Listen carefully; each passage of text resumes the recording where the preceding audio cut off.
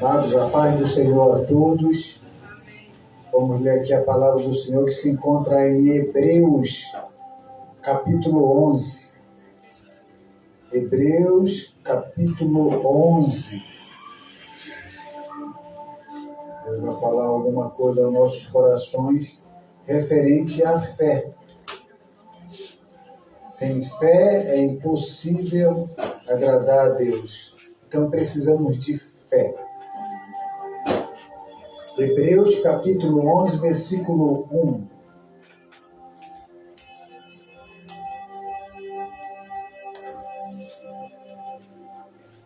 A palavra do Senhor diz: ora, a fé é a certeza de coisas que se esperam e a convicção de fatos que não se veem. Aqui acabamos de ler a palavra do Senhor e o tema que nós vamos colocar de acordo com essas palavras é: qual é o sentido real da fé? Porque fé não está no sentimento. A fé está naquilo que nós não podemos ver, mas aquilo que acreditamos que pode acontecer e aquilo que estava ainda não na realidade pode se tornar realidade. Isso é fé. Fé é além. Mas quando olhamos para a fé, tem muitas pessoas que fazem muitas interpretações sobre a fé, como a fé natural, a fé salvadora e a fé como dom. Mas a gente precisa saber qual é a fé do Evangelho. A fé que nos mantém firme no Evangelho. A fé que nos mantém em comunhão com Deus. Então eu preciso separar o que é fé segundo o Evangelho e o que é fé segundo a compreensão do que as pessoas entendem sobre fé. Então a primeira fé que eu quero falar aqui com vocês é a fé instintual, que está relacionada ao instinto. É aquela tipo de fé que está alinhada aos processos naturais da própria vida. Força para vencer as dificuldades, reconstruir, é como se fosse a essência da vida. Isso é a fé. E todas as pessoas têm essa fé instintual, que é uma fé natural. Tanto aquele que serve a Deus, como aquele que não serve a Deus. É a fé de acreditar que quando você for dormir, você tem fé que amanhã você vai acordar. A fé de que ao fazer uma prova de concurso, você vai passar. E essa fé também está relacionado àquelas pessoas que são tementes a Deus. E também essa fé está relacionado também àquelas pessoas que não querem nada com Deus. Isso é algo de Deus dentro de cada pessoa criado por Deus. E essa fé é que dá ao ser humano a certeza e a vontade e o desejo de prosseguir, de acreditar que no futuro tudo vai melhorar. Todos nós temos essa fé, mas essa fé ainda não é a fé do Evangelho, no sentido como Cristo quer revelar. Também temos uma fé, a fé em amuletos.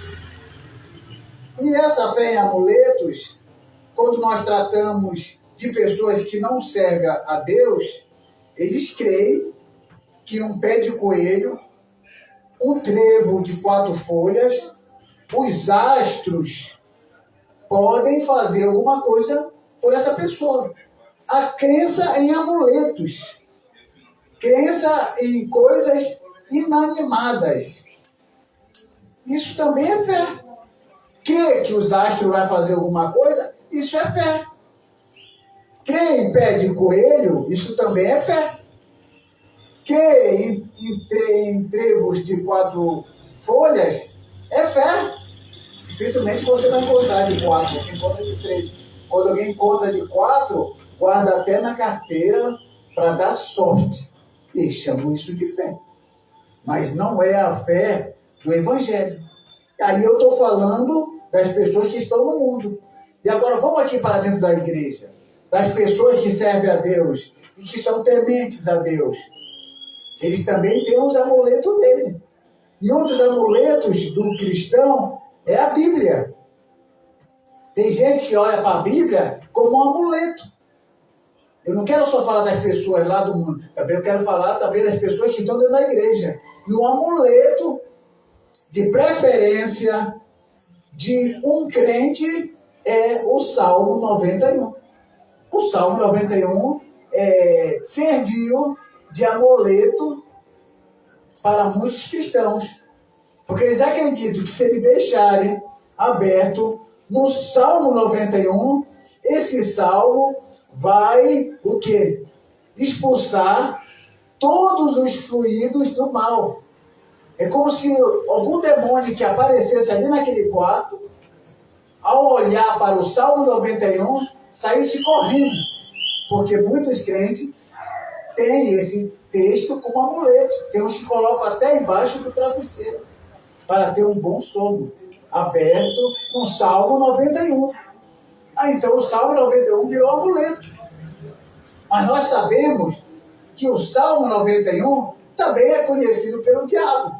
O diabo conhece muito bem o Salmo 91. Então deixar aberto o Salmo 91 com a intenção de expulsar o diabo, isso não é verdade. Porque quando Jesus foi tentado no deserto, e o diabo levou Jesus para um lugar bem alto, o diabo falou essas palavras: se tu se lançares daqui abaixo, como está escrito, que os anjos darão ordem ao teu respeito, para que não tropece teus pés em nenhuma pedra. O diabo cita o Salmo 91, versículo 11 e 12, para Jesus. Então o diabo conhece o Salmo 91. Então tem muitos crentes que usam o Salmo 91 como um amuleto. E nós sabemos que não é. E essa fé em amuletos também não é o verdadeira fé, quando diz respeito a Hebreus 11, que acabamos de ler. A fé no Evangelho. E também, nós falamos sobre a fé espiritual, falamos sobre a fé em Deus, também tem a fé em Deus. Qual é a fé em Deus?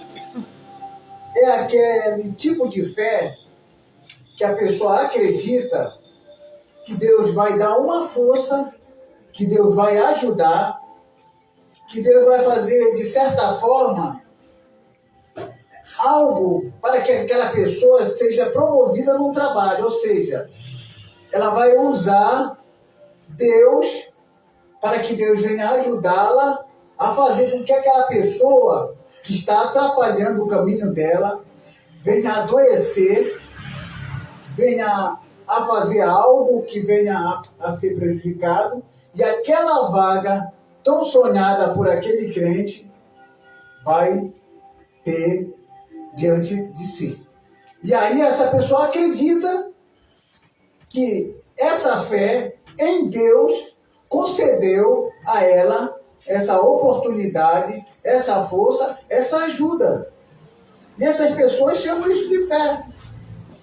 É como se fizesse uma troca para Deus, para que algo em troca da ajuda de Deus, a pessoa pudesse retribuir e barganhar com Deus. E eles chamam isso de fé. Fé em Deus.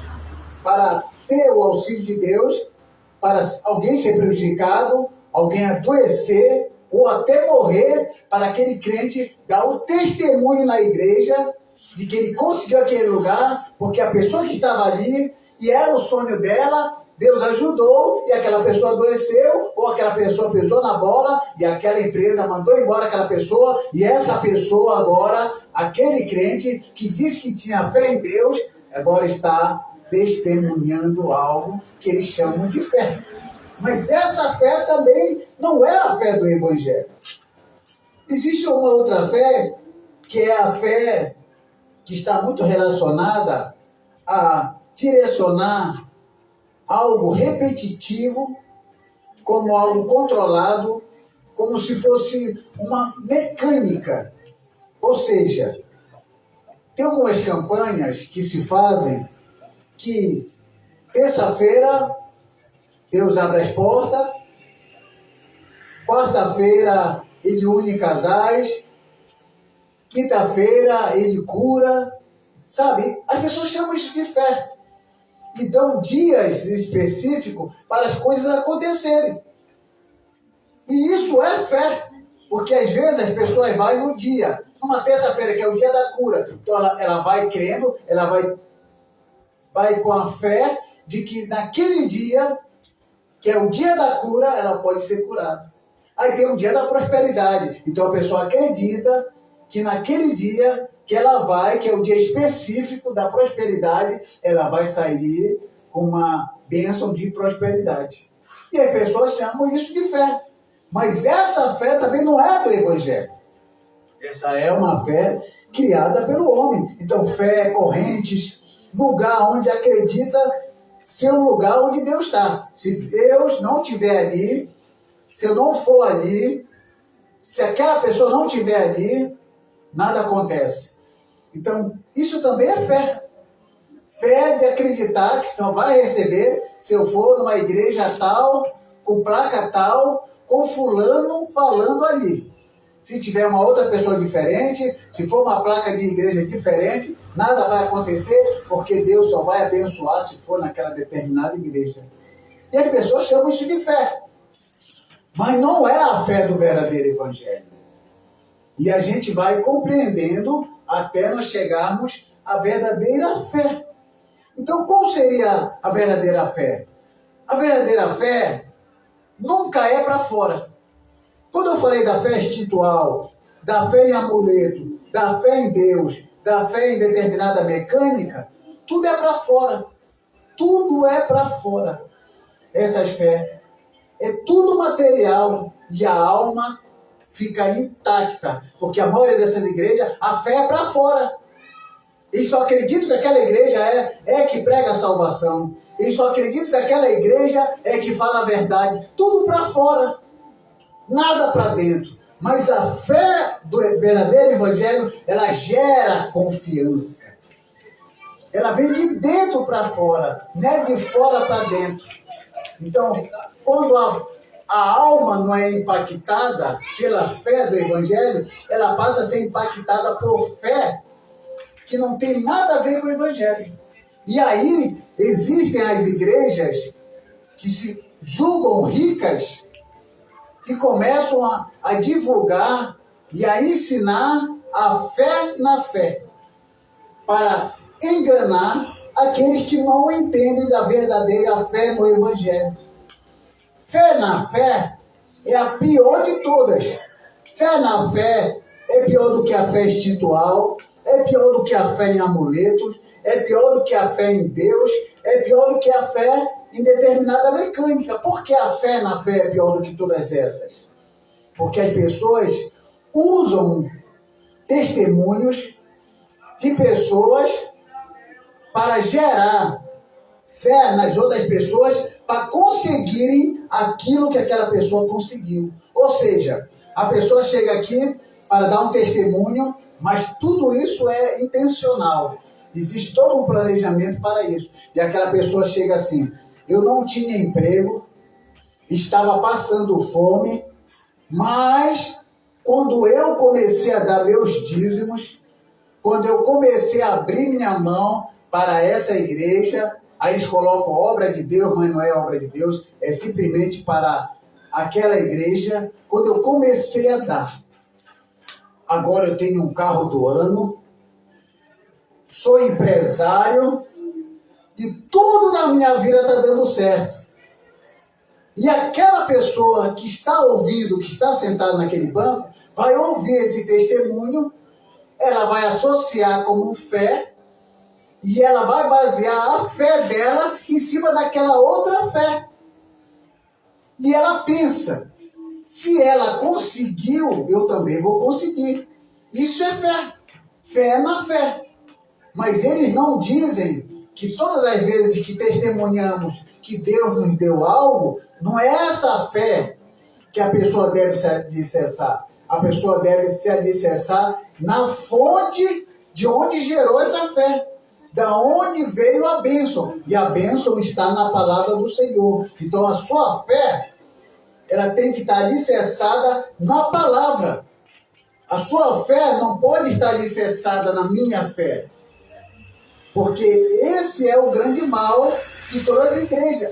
É alicerçar a fé, a sua fé, de você que não tem nada, que você luta para ter, em cima de uma fé de alguém que disse que não tinha nada e agora está tendo porque simplesmente fez algo dentro daquela igreja. E isso é enganação. E isso não é a fé do verdadeiro evangelho. Porque aí você começa a alicerçar sua fé em cima dessa pessoa que disse ter fé para conseguir aquelas coisas, aí você não consegue, você fica frustrada, você fica decepcionada, e aí você começa a quem condenar? A quem você vai cobrar? O certo era cobrar daquela igreja, porque ela que está gerando aquele tipo de fé para você conseguir uma coisa. Mas as pessoas não são justas. As pessoas começam a cobrar de Deus. Começam a condenar a Deus. Começam a colocar a culpa em Deus. Enquanto que, na verdade, quem tem culpa é aquela igreja que usou uma pessoa para dizer que ela conseguiu algo porque ela deu para a igreja.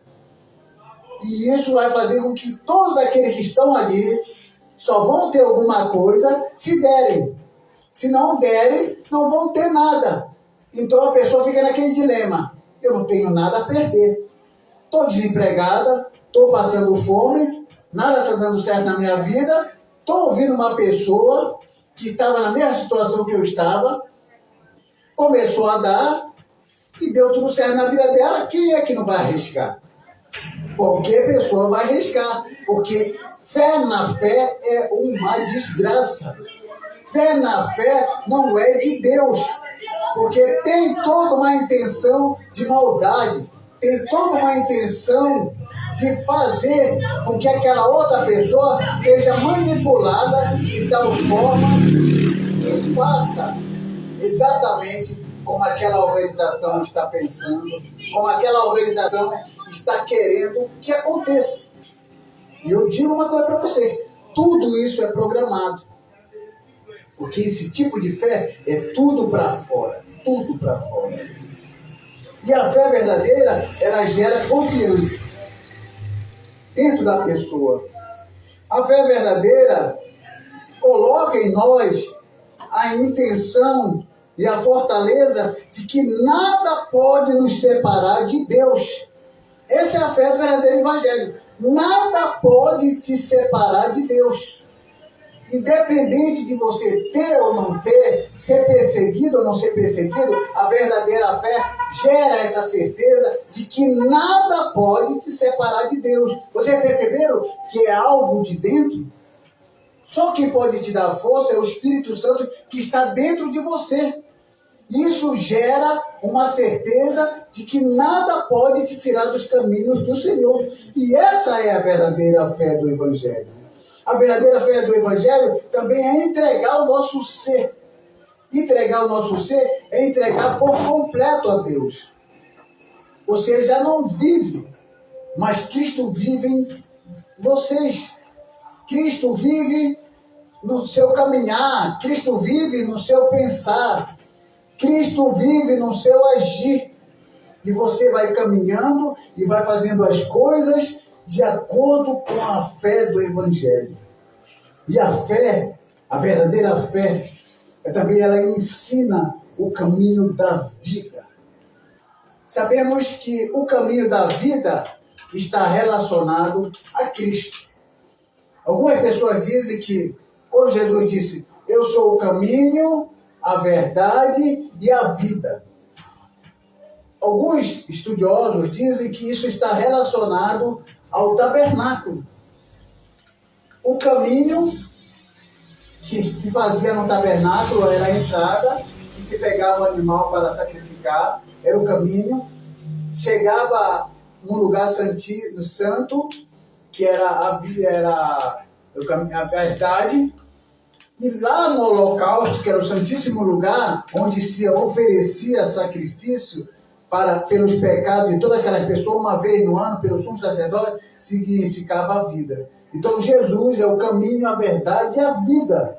Então quando você conhece Jesus, você tem um novo caminho, uma nova caminhada em Cristo, até chegar ao Pai. E isso é importante nós sabermos. Também a fé nos ensina que nós somos moradas de Deus. Tudo está para dentro. Tudo que eu estou falando aqui da verdadeira fé, está tudo para dentro. Essa fé que eu falei anteriormente para vocês, tudo é para fora.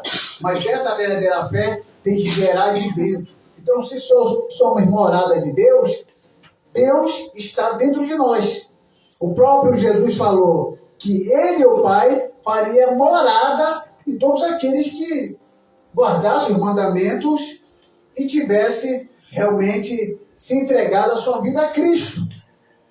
Então, isso aqui é importante, porque você não vai ver mais um Deus lugarizado. Nós temos o costume de dizer: Senhor, venha nos abençoar, Senhor. Como se Deus estivesse em algum lugar e eu estivesse aqui, mas eu vou pedir a Deus para que Ele venha aqui nesse lugar entregar uma bênção para mim. Enquanto que a palavra de Deus diz que todos aqueles que entregaram a sua vida a Jesus Cristo, Ele já mora dentro de nós. Aonde você for, Ele está com você. Ele está dentro do teu ser. Não é um Deus lugarizado. Um Deus aonde tem local. Um Deus que tem dia. Não, pelo contrário. Ele está acima de nós. E a fé, como eu disse para vocês, que são fé espiritual, fé em amuleto, fé em Deus, fé em determinada mecânica e fé na fé, que é a pior de todas elas são terrenas, que só trazem benefícios para a vida terrena. Mas a fé que eu estou pregando aqui é a fé do verdadeiro Evangelho, que faz com que você ande de cabeça firme, de pés no chão, conhecendo e entendendo o verdadeiro Evangelho. Se você não tem essa fé, peça hoje para Deus colocar em seu coração. Porque se você não tiver a verdadeira fé, você vai ser um ganancioso da vida. Você vai ser aquela pessoa que só acha que Deus te ama quando você tem. E o Evangelho não ensina a ter, o Evangelho ensina a ser. Ter é consequência de ter. Primeiramente você precisa ser para que naturalmente as coisas venham. E não é ter para depois ser. Porque aí então o ter prevalece o ser. Mas quando você é e o ser está alicerçado na palavra, o ter é insignificante. Quando você tem o Espírito e dentro do seu ser você está muito mais identificado com Cristo, tudo que é material se torna insignificante. Primeiramente que você acredita que a sua vida aqui é como uma passagem. E que a vida eterna não é na vida terrena. A vida eterna é o lugar preparado por Deus. Então não é nessa vida. É numa outra vida onde nós viveremos toda a eternidade. Então o verdadeiro Evangelho é esse. É o que vem e o que fica e o que muda e o que modifica e o que transforma de tal forma que o teu testemunho modifica as pessoas lá fora. Mas se essa fé que você diz ter do Evangelho não modifica e não faz as pessoas te verem como um cristão em Cristo, alguma coisa está errada. Aí você precisa orar, você precisa pedir a Deus essa fé para que aí então você comece a viver o verdadeiro Evangelho. Porque se você não entender isso em relação ao verdadeiro Evangelho, você vai ser enganado. Você vai ser enganada como milhões e milhões de crentes daí fora estão sendo enganados pelas igrejas que dizem que você precisa fazer algo para ter, em vez de fazer algo para ser. E assim, quando Cristo voltar, ele puder te levar para o reino de Deus. Que Deus abençoe a todos, em nome de Jesus. Amém.